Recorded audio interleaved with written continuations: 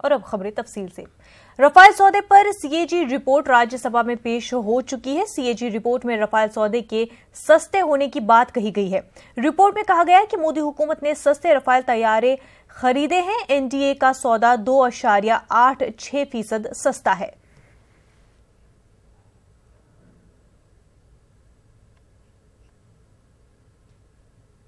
देश को संदेश देना है कि प्रधानमंत्री नरेंद्र मोदी और उनकी सरकार ने इस देश के अंदर वायदा खिलाफी की है और बेईमानी से शासन चलाया है। रफेल का जो जहाज का खरीद का घोटाला है वो एक शताब्दी का सबसे बड़ा घोटाला है।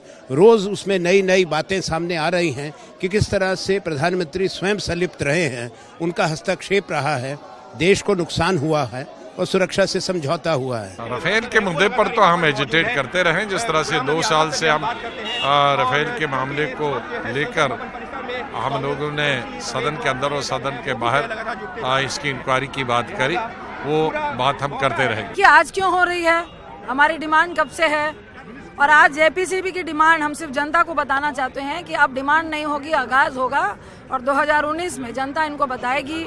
जो इतना बड़ा राफेल घोटाला हुआ, नोटबंदी घोटाला हुआ, जीएसटी घोटाला हुआ, किसानों को गुमराह किया गया, नौजवानों को गुमराह किया गया, महिला सुरक्षा के नाम पे ठगा गया। अब तो मुझे लगता है कि हम पूरे मूड में हैं कि जो लोग भी विपक्ष में बैठ के, हम वेल पे थे, गांधी स्टैचू के पास से सड़कों पे थे, प्रोटेस्ट कर रहे थे, अब मुझे लगता है कि अब जनता इन्हें जवाब देने के लिए तैयार हो चुकी है। और जितने भी लोग आज विपक्ष में बैठे थे 2019 में अब सत्ता पक्ष में बैठेंगे। हमारे साथ हमारे नुमाइंदे अनूप गुप्ता इस वक्त जुड़ चुके हैं। अनूप, आपसे जानना चाहेंगे, रिपोर्ट पेश की गई है और रिपोर्ट में कहा गया है कि 2007 और 16 के दरमियान की जो डील है उसमें 2.86% का फर्क है, यानी जो डील तय हुई है रफाल की वो सस्ती है 2007 में जो हुआ था उसके बनस्बत। और भी कई क्लॉजेस पेश किए गए हैं, क्या कुछ अपडेट्स है?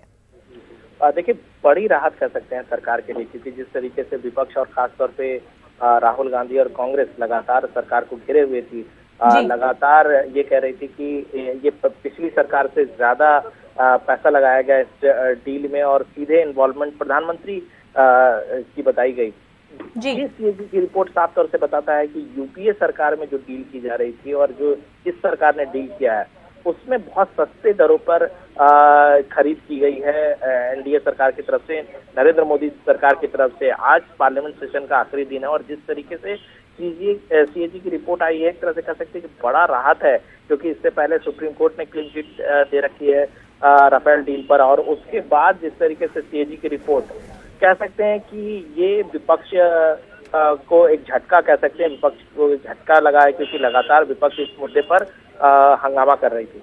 जी अनूप, इस पर जो क्योंकि अब रिपोर्ट पेश की गई है तो ऑपोजिशन का क्या कुछ रद्द-ए-अमल देखने को मिल रहा है?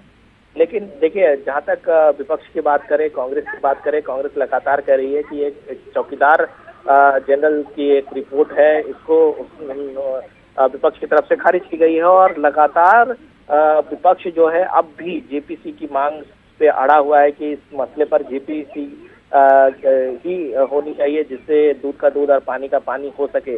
यानी कुल मिलाकर जो सीएजी की रिपोर्ट है उसको पूरी तरीके से खारिज कर दिया है विपक्ष ने और विपक्ष अपनी मांग पर अड़ा हुआ है।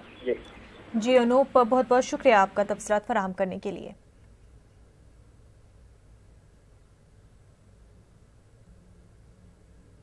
देखिए, राफेल को लेकर राहुल गांधी जी रोज एक नया झूठ परोसते हैं देश के सामने, कोई यकीन करने वाला नहीं है।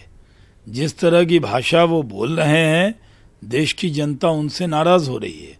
उनको ये मालूम नहीं है कि देश के प्रधानमंत्री के लिए जिस तरह के शब्दों का उपयोग उन्होंने किया है, उससे कितनी नाराजगी कांग्रेस अध्यक्ष के खिलाफ देश की जनता में है। देश के प्रधानमंत्री ईमानदार हैं, वो भ्रष्टाचार के खिलाफ एक मजबूत लड़ाई लड़ रहे हैं और राहुल गांधी जी भ्रष्टाचार के खिलाफ प्रधानमंत्री की लड़ाई को कमजोर करना चाहते हैं, लेकिन प्रधानमंत्री न थकने वाले हैं न रुकने वाले हैं। मैं राफेल के बारे में ज्यादा जानता नहीं, जो अखबारों में आता वही पढ़ता हूँ। मैं समझता हूँ अगर जेपीसी होती तो लोगों को भी ये मालूम होता कि भाई है क्या मामला। देखिए, नियत वियत मैं नहीं जानता, मगर मैं ये जानता हूं कि अगर इतना इस पे लिखा गया है और हिंदू ने 2 दिन इस पे लिखा है तो इसमें कोई ना कोई चीज जरूर है। दाल में काला जब ही होगा तभी यह शोर होगा। इसलिए इसको गवर्नमेंट को मैं अपील करता हूं कि इसको संजीदगी से लें और नहीं